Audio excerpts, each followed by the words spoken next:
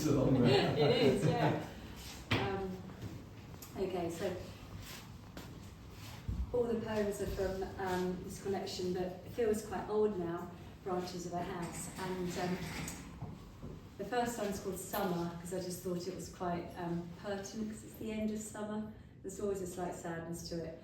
But I guess it was actually written probably around the COVID summer, but I don't really want to call it my COVID poem, but if there ever was a COVID poem, this probably would be it, really. But it's probably more about, you know, how the world has shifted, and it's been abandoned, and it's just full of, you know,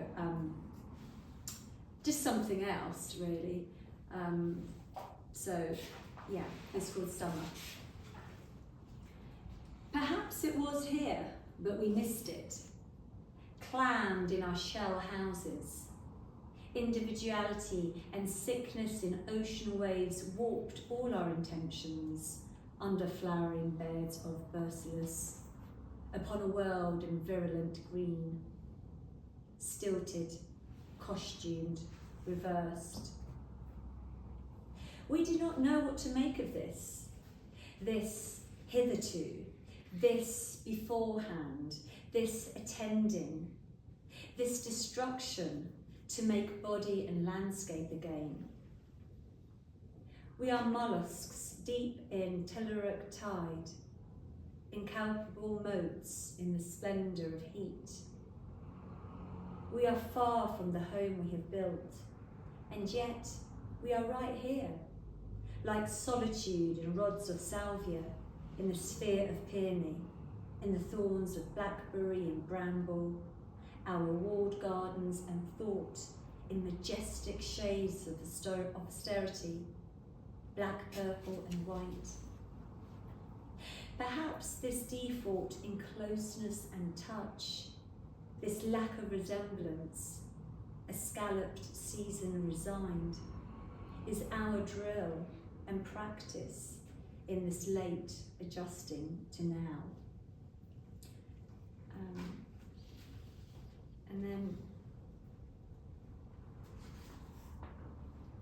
And the next poem is called Attic. Probably the next few poems that I'll do are sort of really explore the idea of ancestry and roots, and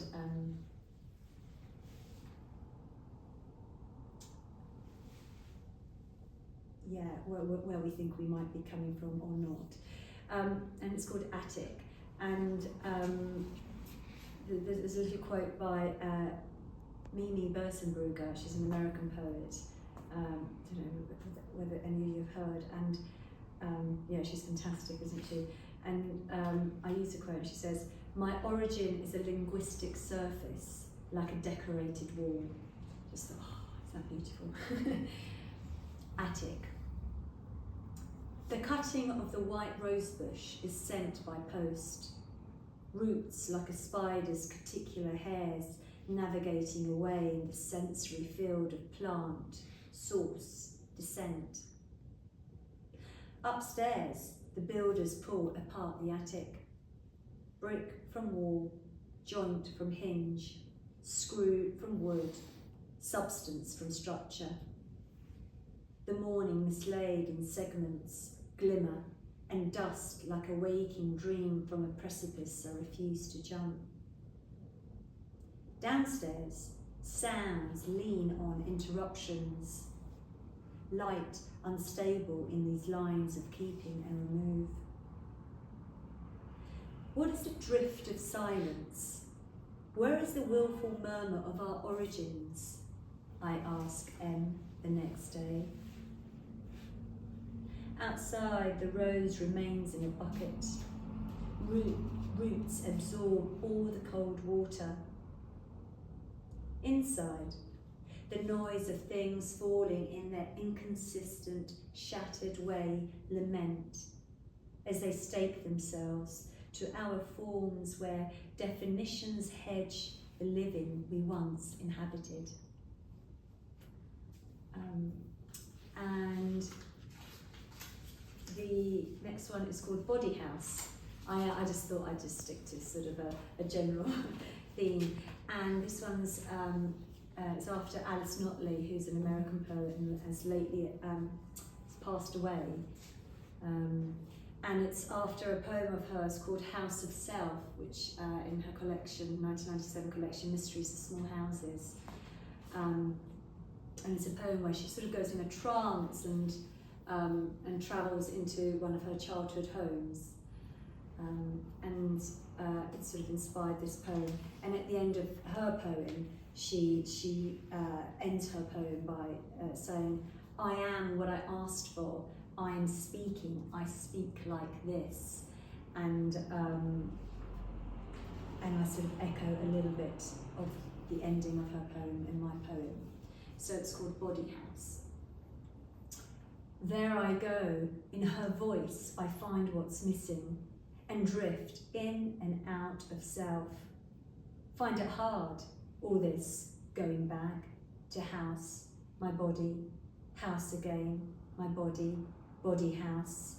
Another wall and room, doors open, the smell of ghosts on my body and traces of sapling and oak, young shoulders and grandmother observing, saying, "You really are a woman now." At 19, I was yet still a child in that child house. How difficult to have missed my growing. Nothing can bring that back, not this body, standing before her, the body in the house I left, the body in the house I came back to. My body house in sunder, just her and I closing in like trees in woods, bringing two bodies together, two women inside the house of their bodies, and I hover in this coppice of house, all blood, cortex and bark, and brush the back of our necks, pull this breeze between branches and begin moving away again, always moving. And because of her, I am, I say, I am writing this. I write like this. And then I've got time for one more, two more, yeah. And then Brick, the next one's called Brick. And again, it takes on those sort of images of my grandmother, who is, if we are ever lucky enough to remember our grandparents, is my sort of inner ghost, and she comes out in a lot of my writing. Brick. Irregular palettes of colour, stung yellow, mustard brown, buried shades, off-white, underlining scabrous to the soft fingers of a child who traces its exterior as he learns to walk in a house. It is as if the brick moves through him, or we through the brick, the house changing in registers of light. Far away, another house rehearses ghost language and dance, interprets the seasons of snow-spoken winters, spring shadowed with unsent letters, summers sated with summer rain, and autumn from its fleeting blush.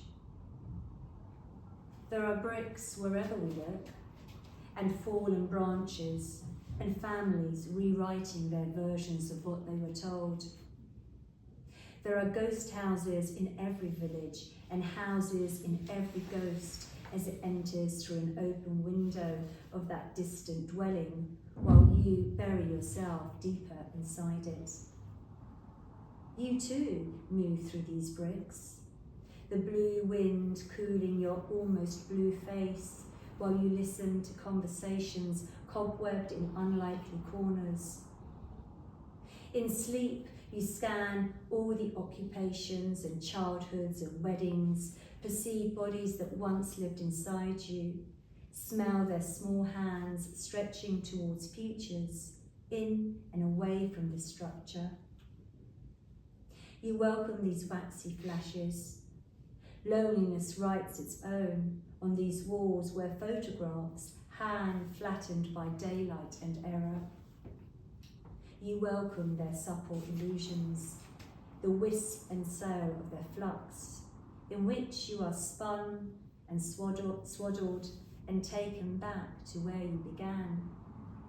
The wind in petal rising ash, and the brick now coated by cheap paint, floorboards tiled, stories cloaked in this notebook of home, as we ghost linger in these irregular palettes of colour, stung yellow, mustard brown, buried shades, breath building bricks in preparation for a house to be that house again.